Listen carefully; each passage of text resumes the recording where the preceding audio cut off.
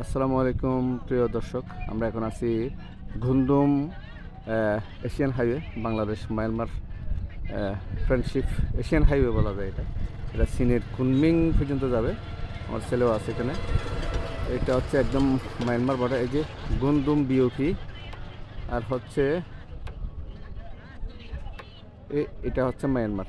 এই টাওয়ারটা মায়ানমার, ডেকিমলিয়া ঘাটে এই টাওয়ার। এটা অর্থাৎ এখানেই হচ্ছে সীমান্ত শেষ।